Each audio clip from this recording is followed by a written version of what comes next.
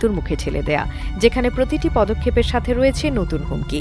এখানে থাকা বিপজ্জনক প্রাণীদের পাশাপাশি অরণ্যের নিজস্ব পরিবেশও এক ভয়ঙ্কর হুমকি বহন করে। ঘন তাপমাত্রা এবং অনিয়মিত আবহাওয়া জীবনকে কঠিন করে তোলে, যেখানে প্রতিটি প্রাণীর জন্য বেঁচে থাকা মানে সারা দিনের সংগ্রাম।